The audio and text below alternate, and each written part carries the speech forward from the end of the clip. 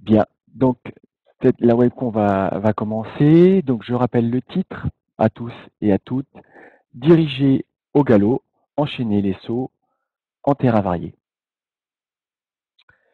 Donc voici un petit peu le sommaire des exercices que je vais vous présenter au travers de cette webconf. Le premier exercice va être de vérifier la capacité de cavalier à conserver la rectitude sur des barres au sol, dans un premier temps. Ensuite, sa capacité à conserver la rectitude toujours sur des cavaletti au sol en terrain varié, donc des petits obstacles en terrain varié évidemment. La capacité du cavalier à conserver la rectitude sur des barres que l'on va décaler un petit peu. Et enfin, sur des obstacles, le dernier exercice, sur des obstacles de biais. Je vous rappelle que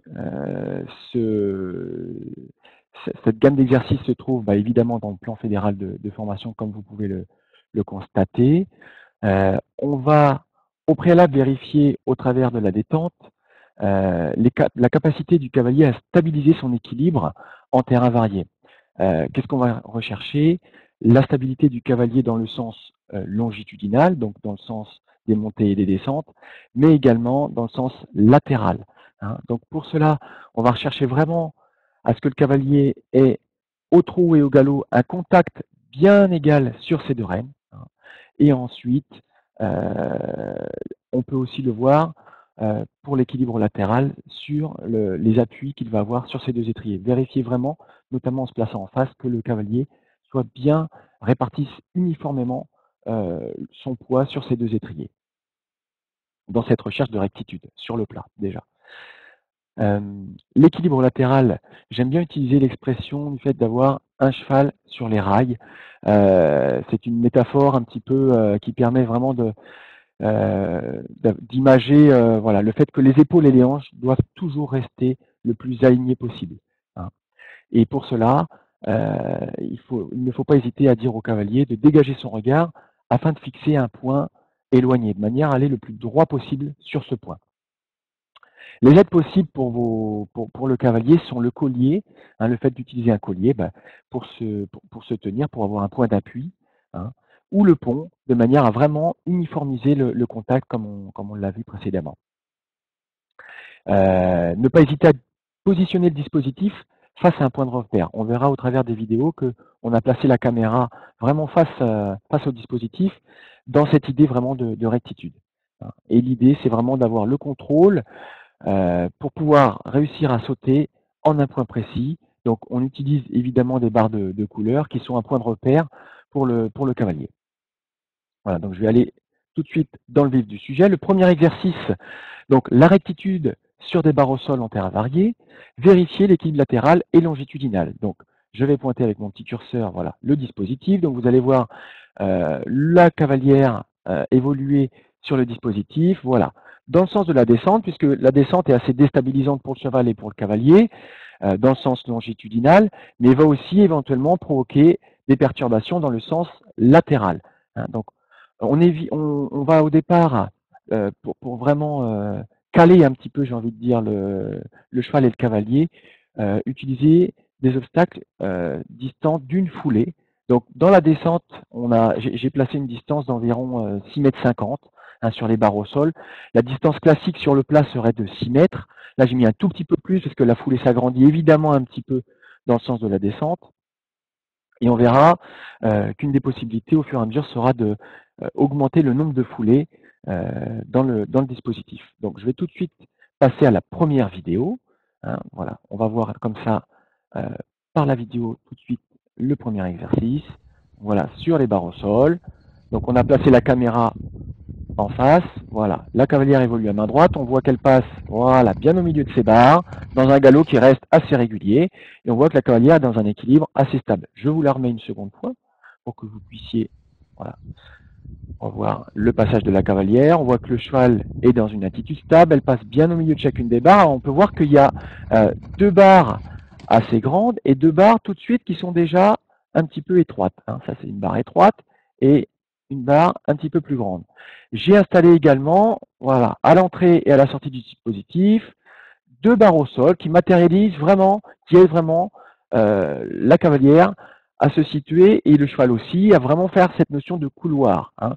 Voilà, l'idée c'est vraiment donc de sauter voilà, au milieu de chacun, enfin du dispositif en tout cas. Voilà, je vous montre le deuxième passage sur les barres au sol, donc cette fois-ci à l'autre main.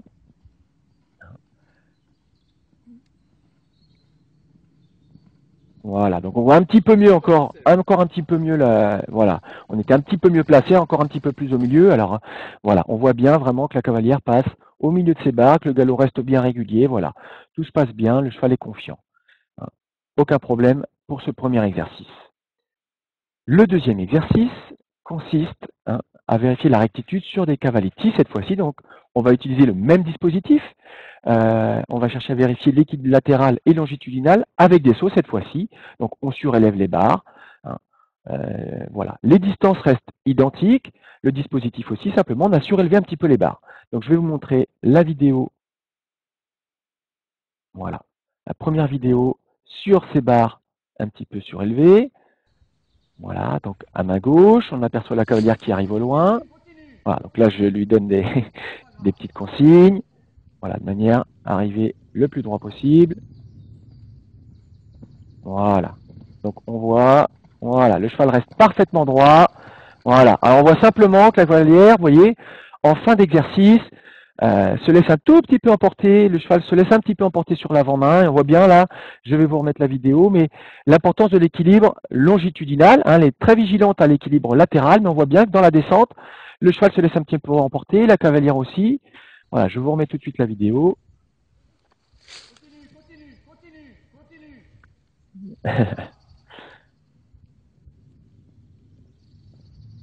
Voilà, donc là on est vraiment bien placé en face. Voilà, on voit que le cheval, voilà, vous voyez sur le dernier obstacle, voilà, et à la réception. Donc on va essayer de rectifier ça. Donc on va voir cette fois-ci l'exercice placé de biais, ce qui est aussi, enfin de profil, pardon, ce qui est aussi intéressant. Voilà, pour voir, comme je vous disais, voilà, vraiment l'effort de la cavalière. Voilà. Voilà, donc là, je la réconforte dans son passage. On voit bien, je vous la remets encore une fois, voilà, pour bien voir, voilà, l'effort que fait la cavalière au niveau de son équilibre longitudinal, cette fois-ci, tout au long de l'exercice. Voilà, et on voit que le cheval est beaucoup plus régulier, et notamment à la fin de l'exercice. Voilà, on va voir, donc, à nouveau, voilà, sur les barres remontées, toujours. Voilà, le deuxième passage, où là, elle fait vraiment bien l'effort. Alors, la barre tombe parce qu'elle fait presque un petit peu trop l'effort de se redresser. Voilà, pour bien faire attention à son équilibre longitudinal. On voit que la rectitude est toujours, par contre, bien... Les rênes se sont un tout petit peu rallongées, mais c'est pas très grave. Hein. Vraiment, elle fait bien l'effort de se redresser. Et on voit que la rectitude, par contre, reste toujours bien encadrée. Le cheval est toujours bien encadré latéralement. Donc on va passer à l'exercice suivant. Cette fois-ci, on augmente un petit peu le niveau d'exigence en décalant les deux obstacles, en fait, les deux obstacles avec les barres, voilà, qui sont situés au milieu, les barres les plus larges. Comme vous voyez, on décale vraiment les deux barres. La trajectoire va rester la même. Hein. Donc on voit voilà, que le tracé va rester identique, mais simplement on va devoir avoir, comme si on avait, si vous voulez, vraiment 4 obstacles directionnels, là vraiment être obligé de sauter en un point toujours précis, et voilà, sur des obstacles qui vont devenir du coup de plus en plus étroits. Donc je vous passe tout de suite la vidéo. Je vous rappelle que vous pourrez télécharger évidemment tout ceci à la fin de la webconf. Je vous passe la première vidéo, donc on voit bien les obstacles qui sont décalés, et l'effort de la cavalière, voilà, je l'incite à bien faire attention à sa longueur de rêne, parce qu'on voit que voilà, le cheval reste un tout petit peu sur les épaules, il est un tout petit peu enroulé, il finit un petit peu sur les épaules, et du coup les rênes se rallongent un petit peu. Hein, donc on va faire en sorte d'essayer de rectifier cela sur le deuxième passage. Voilà, donc là je l'incite à garder le contact de manière à garder une longueur de rêne bien adaptée, rester bien précise.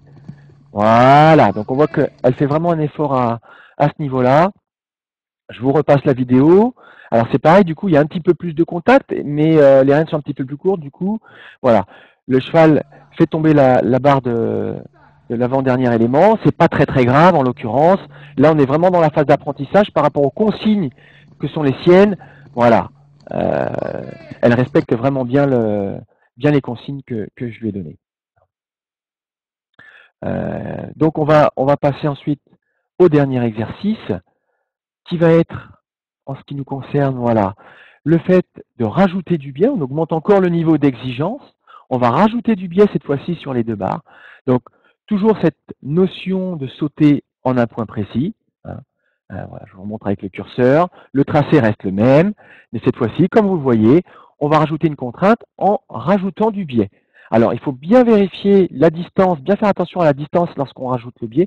La distance de milieu, en fait, à milieu doit rester la même. D'accord? Ça c'est vraiment important. Et l'intérêt, c'est vraiment d'apprendre au cheval à sauter de biais, donc un premier biais dans un sens et un deuxième biais dans l'autre. Hein.